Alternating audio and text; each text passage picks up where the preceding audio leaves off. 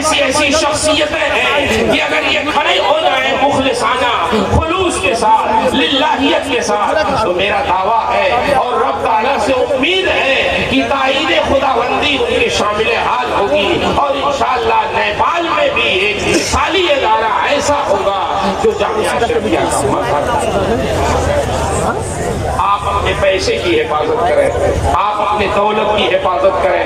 ہم مقررین پر آپ اپنے پیسے خرچ کرتے ہیں، شورا پہ اپنے پیسے خرچ کرتے ہیں، اور اپنے پیسے دیگ اور چادروں پہ خرچ کر دیتے ہیں۔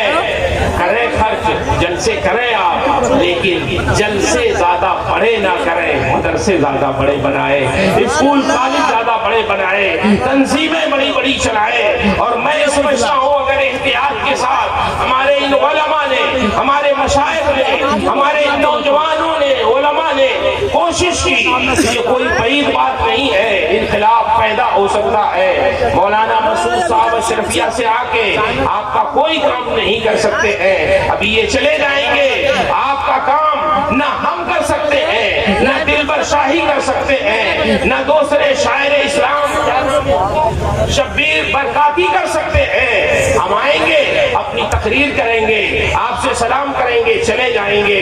آپ کے دین کا کام نیپال کے علماء کریں گے جو آپ کی سرزمین پہ رہتے ہیں، آپ کی مسجدوں کی امامت یہی علماء کریں گے، آپ کا جنازہ یہی علماء پڑھیں گے، آپ کے بچوں کا نکاح یہی آپ کے علماء کریں گے۔ مبارک پور سے آ کے ہم آپ کا نہ نکاح پڑھ پائیں گے، نہ آپ کا جنازہ پڑھ پائیں گے، نہ آپ کے بچوں کے پیدائش پہ ان کے کانوں میں اذان اور اقامت کہہ پائیں گے، نہ اور کوئی کام کر سکتے ہیں۔ آپ کا کام یہ علماء کریں گے، ان علماء سے آپ قریب رہیے، ان کے بارے میں بدگمانی مت رکھیے، بدگمانی بہت بری چیز ہے، ان سے قریب رہیں، ان سے محبت رکھیں، ان کے ساتھ جڑے رہیں۔ آپ ان کی طاقت ہے اور وہ آپ کی طاقت ہے، ایک دوسرے کو طاقت پہنچائیے، پھر دیکھیے یہ کتنے بڑے بڑے کام کر کے آپ کے حوالے کر سکتے ہیں۔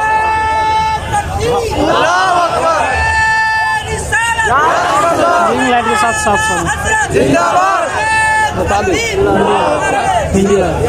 آپ غور کریں، میں ایک بات کہہ رہا ہوں کہ آپ بدگمان نہ ہو جایا کریں۔ ہمارے کسی عالم کے بارے میں، کوئی عالم اگر کوئی گاڑی خرید لیتا ہے، کوئی مکان اچھا بنا لیتا ہے، تو آپ کے ذہن میں بات پیدا ہو جاتی ہے، تنخواہ تو ان کی 7,000 ہے، تنخواہ تو ان کی 8,000 ہے، انہوں نے گاڑی کیسے خرید لی، انہوں نے مکان کیسے بنا لیا، کہاں سے پیسہ لائے؟ یہ کام آپ کا نہیں ہے، کون کیسے بناتا ہے، کہاں سے آتا ہے، یہ ٹول میں لگنا آپ کی ذمہ داری نہیں ہے۔ اللہ تعالیٰ اپنے دین کا کام کرنے والوں کی غیب سے مدد فرمائے۔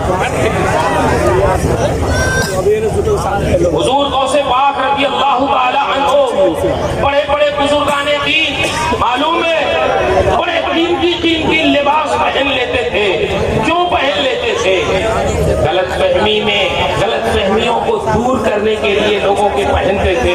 بغداد میں ایک مرتبہ ایک صاحب آئے، جبے کا کپڑا بڑا قیمتی تیار کر کے لے کے آئے، ہاتھ سے تیار کیا اور تیار کر کے وہ اپنے بچوں سے کہا یہ بہت قیمتی کپڑا ہے، یہ بغداد میں بکے گا، دیہات میں کوئی نہیں خرید پائے گا، یہ بہت قیمتی ہے، اس کی قیمت کوئی دیہات میں نہیں دے سکتا، اس کے قدرداں بغداد میں لوگ ہوں گے، شہر کے لوگ اس کو جانتے ہیں۔ وہ جبے کا قیمتی کپڑا بغداد میں لے کے آیا بیچنے، اور جب لے کے آیا آواز لگایا، لوگ آتے تھے، کپڑا دیکھتے تھے، کہتے تھے بہت اچھا ہے، لیکن جب اس کی قیمت پوچھتے تھے، اس کا دام پوچھتے تھے تو اتنا مہنگا لگتا تھا کہ وہ خریدتے نہیں۔ حتیٰ کہ خلیفہ بغداد کو معلوم ہوا کہ ایک شخص جبے کا قیمتی کپڑا تیار کر کے لایا ہے، بہت اچھا ہے، اس نے بھی منگایا، دیکھا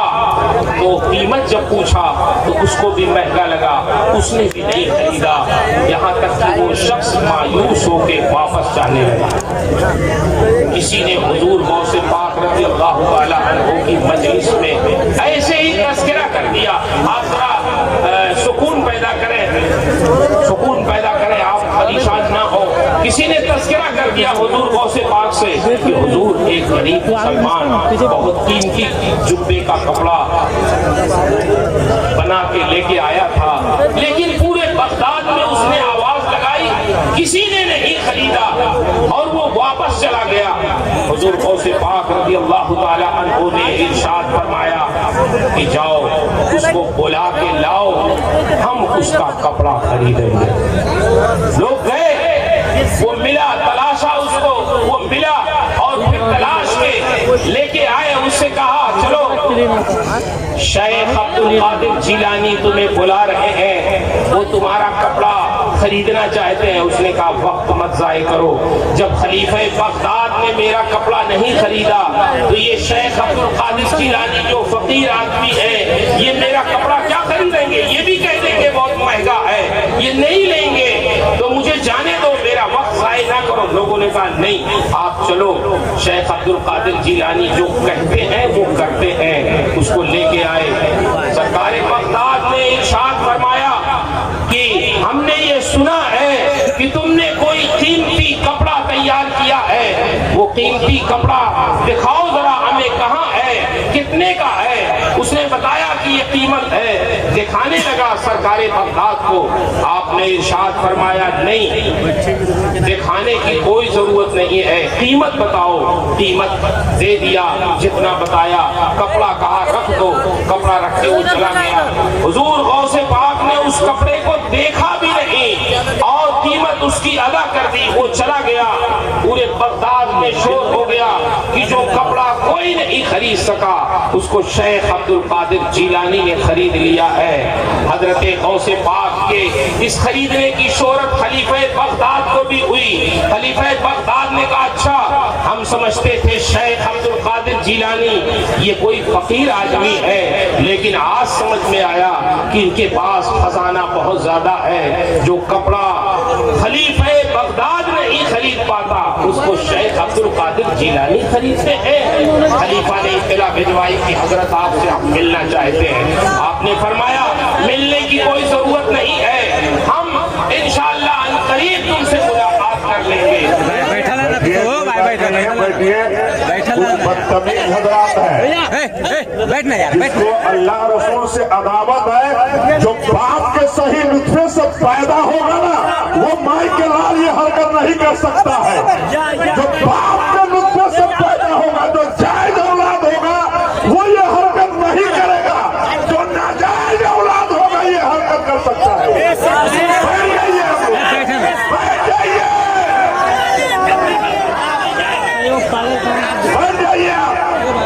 کوئی بدتمیزی کر رہا ہے، اس کی سازش ہے، جو صاحب ملت کا باغی ہے، جو مسلک کے حرکت کا گدار ہے، وہ حرام خور یہ حرکت کر رہا ہے۔ آپ بیٹھ جائیے، اس کی خیریت نہیں ہے، اس کا چہرہ پہچان لیا گیا ہے۔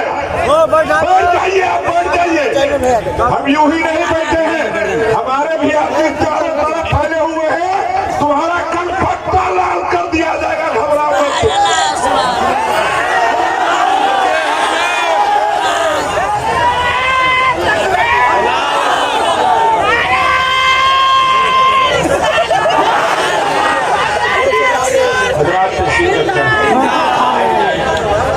بیٹھ جائیے، اللہ کے واسطے آپ لوگوں سے گزارش ہے، صاحب ملت کا واسطہ دے رہا ہوں، سرکار اعلیٰ حضرت کا واسطہ دے رہا ہوں، حضرت بیان کر رہے ہیں ان کا واسطہ ہے، اپنے علاقے، اپنے گاؤں، اپنے باپ دادا کے آبرو کو آپ لوگ بچائیے، اپنے باپ دادا کے آبرو کو آپ لوگ بچائیے۔ اور میں ان لوگوں سے صاف اعلان کر رہا ہوں، حیدر بیٹھ جائیے، نعرہ تکبیر، نعرہ رسالت، مسلک اعلیٰ حضرت، آمد حضور فخرین پاک، آمد حضور فخرین پاک۔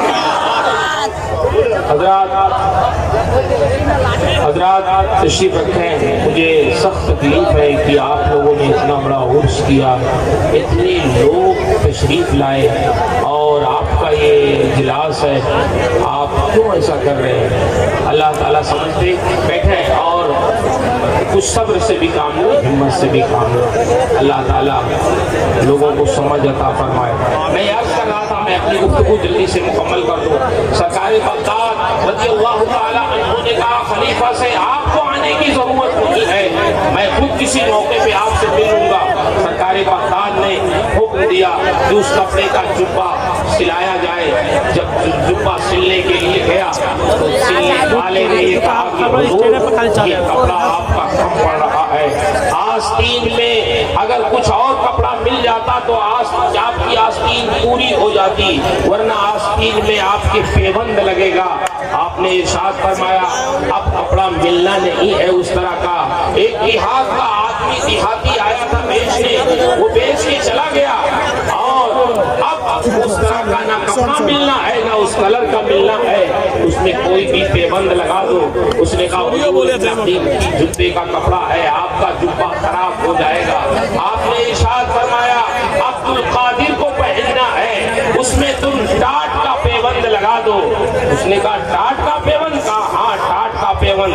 ٹاٹ کا پیبند لگ گیا اور حضور غوث پاک نے اس کو پہنا اور پہن کے خلیفہ کے وہاں گئے، اور جب خلیفہ نے آپ کو دیکھا تو بہت اعزاز و تکریم کیا، اور پھر تھوڑی دیر کے بعد اپنے مقصد پہ آیا۔ اس نے کہا شیخ صاحب یہ بتائیں کہ جو کپڑا کوئی نہیں بغداد میں خریدتا ہے اس کو شیخ عبد القادر جیلانی جیسے لوگ خریدتے ہیں، آپ جیسے لوگ خریدتے ہیں، کتنا پیسہ کتنی دولت آپ کے پاس ہے؟ آپ نے ارشاد فرمایا خلیفہ سے کہ خلیفہ تم غلط فہمی میں ہو، شیخ عبد القادر جیلانی نے کپڑے کی محبت میں کپڑا نہیں خریدا ہے، بلکہ بیچنے والے مسلمان کی دلجوئی میں خریدا ہے۔ تمہیں نہیں معلوم وہ ایک غریب مسلمان تھا جو بیچنے کے لیے لایا تھا، کسی نے اس کا کپڑا نہیں خریدا، وہ اپنے گھر والوں سے وعدہ کر کے آیا تھا کہ میں جاؤں گا بغداد میں، جب وہ بکے گا تو تمہارے لیے ضرورت کی چیزیں خرید کے لاؤں گا۔ اس کے گھر والے انتظار کر رہے تھے، لیکن جب کسی نے نہیں خریدا، تم نے بھی نہیں خریدا، تو میں نے سوچا کہ وہ واپس جائے گا تو ان کے گھر والوں کا شیشے دل پارا پارا ہو جائے گا، وہ غمگین ہو جائیں گے۔ بس میں نے کپڑے کی محبت میں نہیں بلکہ اس کے گھر والوں کی دلجوئی میں یہ کپڑا خریدا ہے۔ اگر تمہیں یقین نہ ہو تو عبد القادر کی آستین تم دیکھ لو، عبد القادر کے نزدیک جو حیثیت کپڑے کی، جو حیثیت ٹاٹ کی ہے، وہی حیثیت اس کپڑے کی ہے، ٹاٹ سے زیادہ اس کی کوئی حیثیت نہیں ہے۔ بس ہمارے بزرگان دین، اولیاء کاملین، ہمارے بہت سے علماء کرام اگر کوئی چیز استعمال بھی کرتے ہیں تو اس کا مطلب نہیں ہے کہ ان کے دل میں اس کی محبت ہے۔ کبھی کبھی ان چیزوں کو کسی کی دلجوئی میں استعمال کر لیتے ہیں، کسی کی محبت میں استعمال کر لیتے ہیں۔ اس لیے آپ سے گزارش ہے آپ بدگمانی میں مبتلا نہ رہیں، ان کے ساتھ رہیں، ان سے محبت رکھیں، ان سے قرب رکھیں، ان سے سیکھیں، اور یہ علماء اسی لیے ہے کہ ان سے قریب رہیں، ان کی باتیں مانیں، اور جب ان سے قریب رہیں گے تو انشاءاللہ آپ کے اندر علم آئے گا، آپ کے اندر تقوی آئے گا، آپ کے اندر پرہیزگاری آئے گی۔ میں علماء کرام سے بھی گزارش کروں گا ان کو اپنے قریب رکھیں، اور ان کو عوام کو، بلکہ ہم لوگ بچوں کو مدرسوں میں تو پڑھاتے ہیں لیکن عوام کے لیے بھی کوئی درس رکھنا چاہیے، عوام کے لیے بھی گاؤں میں ان کو بلا کے، ان کو ان کے گھر جا کے، کسی وقت میں مسجد میں بلا کے، کسی جگہ میں بلا کے عوام کے لیے بھی درس کا انتظام اور جلسوں میں جو درس ہوتے ہیں وہ دوسرے قسم کے ہوتے ہیں جو سر سے اوپر۔ اس لیے آبادیوں میں، چھوٹی چھوٹی آبادیوں میں یا شہروں میں، محلوں میں مسجدوں کے جو امام ہیں وہ اپنے ان نوجوانوں کو قریب کریں، اور ان کو قریب کر کے ان کو دین کے مسائل بتائیں۔ بڑے بڑے نوجوان ایسے ہیں جن کو ابھی قرآن مقدس پڑھنا نہیں آتا ہے، ان کو قرآن کی تلاوت نہیں آتی، ان کو اما پارا پڑھنا نہیں آتا آتا، ان کو قاعدہ پڑھنا نہیں آتا ہے۔ افسوس کی بات ہے 1400 سال سے زیادہ ہو گیا قرآن کو نازل ہوئے اور ہمارے مسلمانوں کے بچے ابھی قرآن پڑھنا نہیں جانتے ہیں۔ سمجھنا تو دور کی بات ہے، قرآن کی تلاوت بھی آپ نہیں جانتے ہیں، تو آخر کب آپ قرآن پڑھنا سیکھیں گے؟ اتنے مدرسے ہو گئے، اتنے علماء ہو گئے، اتنے لوگ ہو گئے۔ اس لیے آپ سے گزارش ہے کہ آپ اپنی آبادیوں میں اس طرح کے مجلسیں قائم کریں، علماء سے قریب رہیں اور اپنی بچیوں کے لیے بھی چھوٹے چھوٹے مدرسے 2-4 گاؤں میں ملا کے آپ قائم کریں اور اپنے پیسوں کی حفاظت کریں۔ انشاءاللہ چند سالوں میں انقلاب پیدا ہو جائے گا، آپ کی ہر آبادی میں بچیاں عالمہ ہو جائیں گی، پھر آپ کو کہیں سے بلانے کی کوئی ضرورت نہیں پڑے گی، آپ کی ساری ضرورت 100% انہی سے پوری ہو جائے گی۔ میں سمجھتا ہوں اگر ان چیزوں پہ غور کیا جائے تو انشاءاللہ آپ کی آبادیوں میں خاص کر عورتوں میں اور بچیوں میں انقلاب پیدا ہو سکتا ہے، اور جب عورتوں میں انقلاب پیدا ہوگا تو انشاءاللہ ان کی گود میں پیدا ہونے والے یہ اچھے ہوں گے، اللہ والے ہوں گے۔ میری رب تعالیٰ سے دعا ہے رب تبارک و تعالیٰ آپ کو ہم سب کو